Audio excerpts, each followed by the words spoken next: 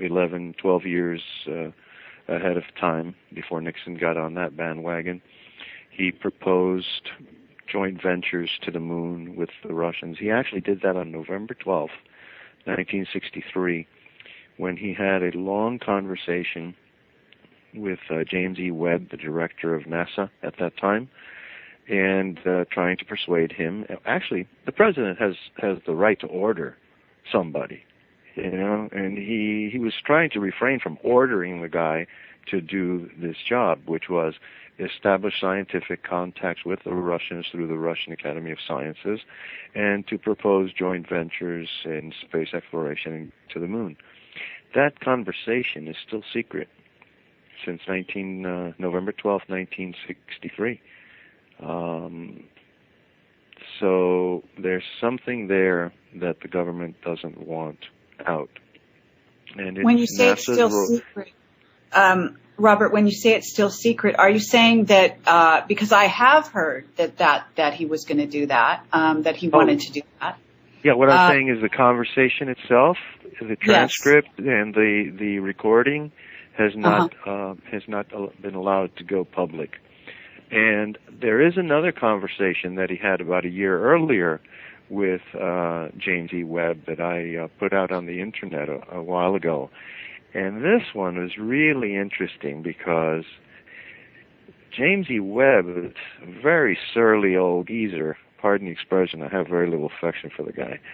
But he is really rude to the president, speaks down, talks down to him. And the reason that he was so adamant in opposition to President Kennedy was that President Kennedy was saying, look, we have to go to the moon and we have to get there before the Russians. This is the biggest thing that the world has ever seen. And if the Russians get there first, we're going to be second-rate technological country. And James E. Webb is saying, no, we have a plan to, explore outer space and to take local control of outer space. His ideas were very, strategic, global military control of outer space. That's the what I infer from his comments, and that he had a plan for building up our space industry, and going to the moon was not a priority.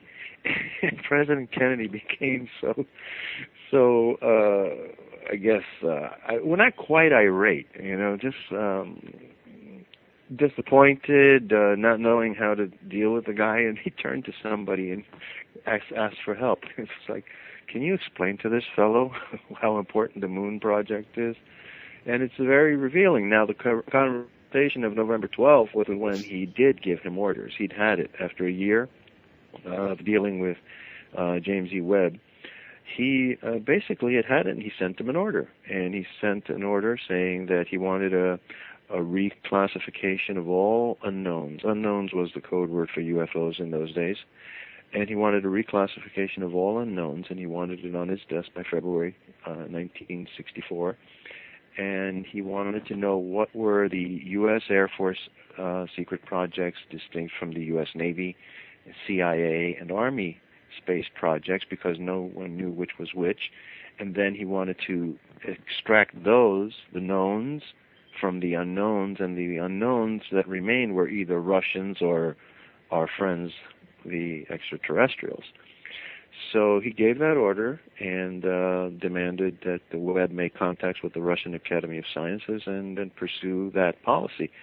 And I think that is actually the day that,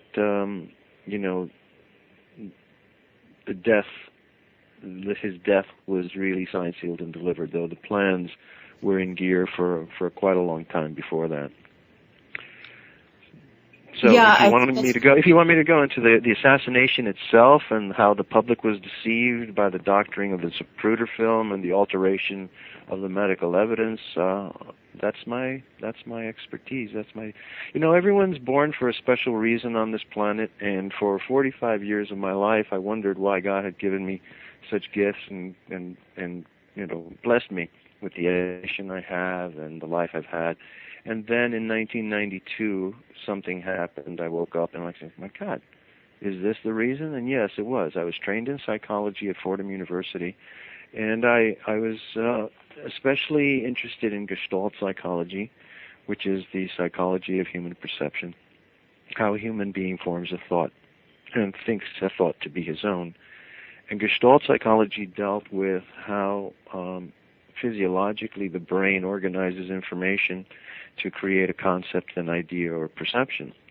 This was developed in Germany in the 1920s, and the Hitlerian propaganda machine took over this and mastered it in such a way, to explain it very simply, they could design a poster or a film that would be shown to the masses of German people, where they would all have a common reaction and a common thought and perception, and think that that thought was all their own. Basically, I'm talking about mind control through visual media.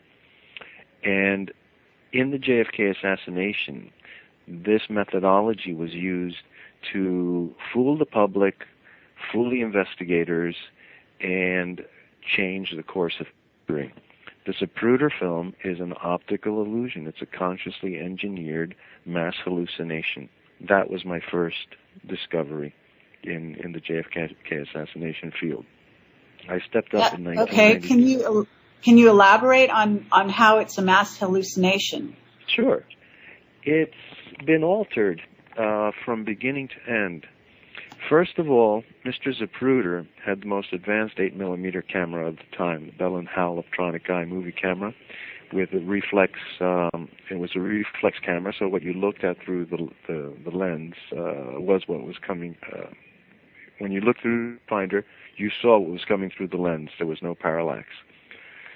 It had an electric eye to set a perfect setting for the exposure. But most importantly, it had 3 speeds. It had single frame animation. It had 18 frames per second, the normal 8mm speed. And it had 48 frames per second. 24 frames per second, which would reduce the speed by 1/3. And in the Warren Commission report, in his testimony before the commission, Mr. Zapruder said, I was shooting at 24 frames per second.